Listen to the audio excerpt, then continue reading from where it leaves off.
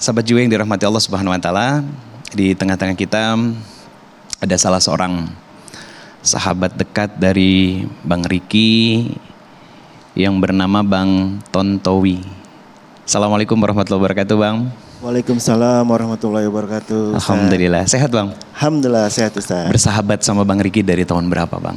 Saya bersahabat dengan Bang Riki dari tahun 2014. Pertanyaan ini Bang, Yes. kan sudah cukup lama nih, Ya. belasan tahun menjadi seorang sahabat. Apa yang berubah dari sosok Bang Riki dari sebelum hijrah ke masa sekarang? Oke, baik.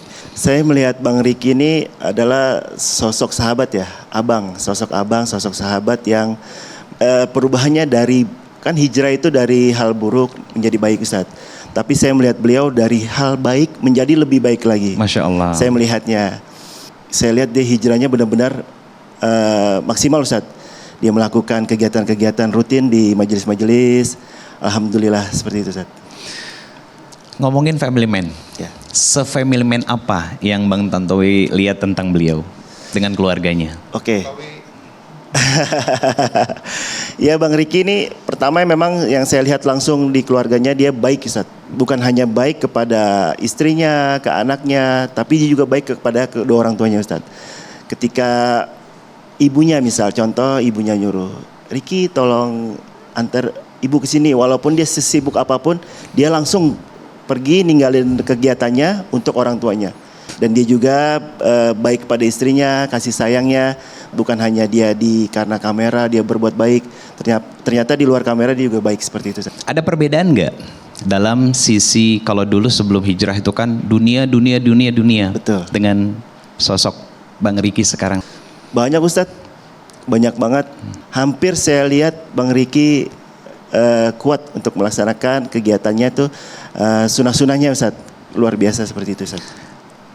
Sampaikan apa kekaguman Abang yang selama ini gak enak dan gak berani bahkan belum tersampaikan kepada beliau ketika melihat beliau yang dulu dan sosok yang sekarang. Iya. Saya cuma ingin menyampaikan saja baik untuk Abang Riki, saya juga belajar dari beliau juga. Saya hanya bisa mendoakan saja Ustaz. Semoga istiqomah selalu Bang di jalan Allah. Abang juga bahagia selalu dengan keluarganya, menjadi keluarga sakinah mawaddah warahmah, dan pastinya sukses dalam keberkahan, insya Allah. Masya Allah, sesayang itu Bang sama Bang Riki. Kalau orang soleh ngedoain kita amin Ustaz ya. Amin, Insya Allah. betul. Insya Allah. Amin ya Rabbal Alamin. Terima kasih. Baik, sahabat jiwa yang dirahmati Allah Subhanahu wa taala, saya akan ngasih kesempatan buat sahabat-sahabat yang sudah hadir di studio untuk bertanya. Boleh yang ingin bertanya silakan angkat tangan. Oke. Silakan, Mbak.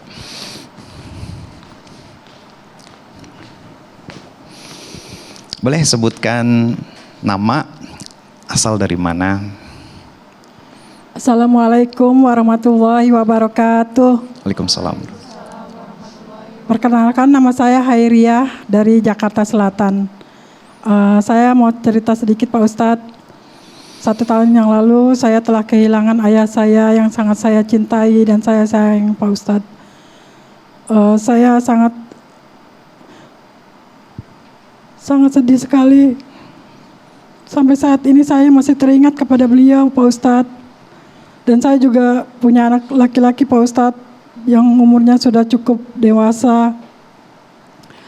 Tapi masih suka main-main gitu Pak Ustadz, belum hijrah, belum bisa dikatakan anak yang soleh Pak Ustadz. Usia berapa?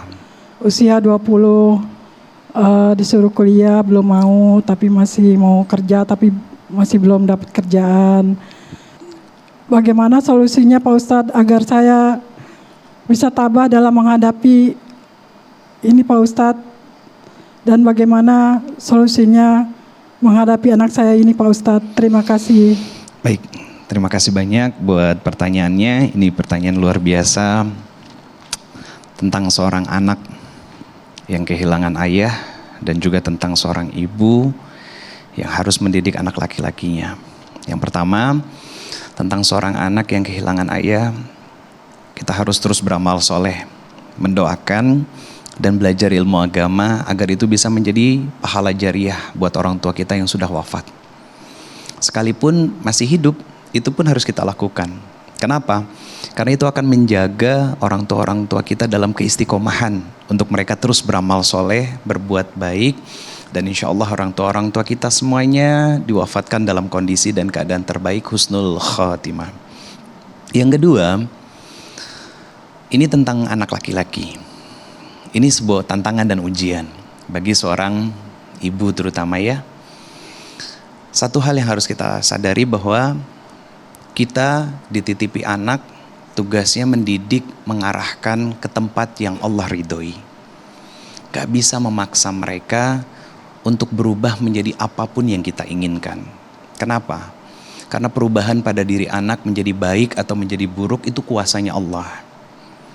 Anak menjadi soleh dan solehah itu bukan karena hebat dan pintarnya kita dengan ilmu parenting atau seringnya kita main keluar, bukan.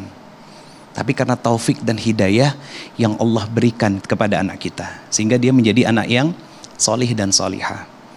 Tugas kita belajar wajib. Beramal soleh wajib. Tujuan untuk apa? Untuk menjaga hidayah itu hadir dalam rumah kita.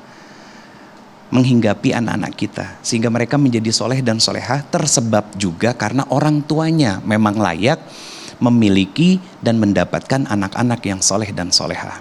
Tugas kita mengawal mereka dengan amal soleh serta doa yang kita panjatkan kepada Allah Subhanahu Wa Taala sebagai orang tua dari anak-anak yang kita cintai. Allahu a'lam bishawab.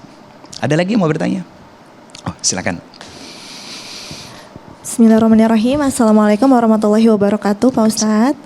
Perkenalkan, saya Nisa, umur 29 tahun. Saya ingin menceritakan pengalaman cerita dari teman saya yang mengalami ujiannya bertubi-tubi, Pak Ustadz. Yang pertama, ujiannya itu ayahnya bercerai ketika teman saya ini sedang wisuda. Kemudian temannya saya ini mempunyai adik yang berkebutuhan khusus, Pak Ustadz. Dan akhirnya yang membuat dia itu mengurus adiknya itu, dia yang membiayai semuanya kebutuhannya. Dan juga keluarganya itu toksik kepada dirinya yang menyebabkan dia itu jadi punya penyakit mental, Pak Ustadz. Yang saya ingin tanyakan, bagaimana cara saya membantu teman saya supaya hati teman saya ini tetap tabah dalam menghadapi ujiannya yang masih dalam menjalani trauma itu, Pak Ustadz. Masya Allah, ini saya nge-slice dua hal. Yang pertama, grey divorce. Pernah dengar nggak, teman-teman? Perceraian di usia yang sudah tua. Itu banyak, tinggi di Indonesia. Yang kedua tentang anak yang menjadi korban dari orang tuanya. Yang pertama tentang grey divorce. Kenapa banyak orang tua atau pasangan suami istri yang sudah menua kemudian bercerai? Itu terjadi karena banyaknya tumpukan luka dan kecewa yang ditumpuk bertahun-tahun. Meledak ketika sudah mencapai batasnya. Itu banyak terjadi. Terlukai, tersakiti, ya kan? Berulang kali dan tidak berubah sama sekali. Baik laki-lakinya ataupun perempuannya, hampir sama. Nah, yang kedua tentang temannya Mbak yang terbebani dengan tanggung jawab sebagai seorang kakak yang punya adik berkebutuhan khusus, harus menghidupi, membiayai dan lain sebagainya. Cari ahli yang memang ngerti tentang mental health issue untuk diterapi. Satu itu. Yang kedua, belajar ilmu agama. Maksudnya apa? Islam punya ilmu yang sangat luar biasa. Nama ilmunya tazkiyatun nafs. Ini ilmu yang mampu merubah, mengkondisikan jiwa dan hati kita untuk menjadi sosok yang jauh lebih baik lagi di hadapan Allah Subhanahu wa taala. Artinya kita membersihkan kerak-kerak dalam jiwa kita lewat amal-amal yang kita kerjakan. Jadi cari ahli untuk diterapi, ya.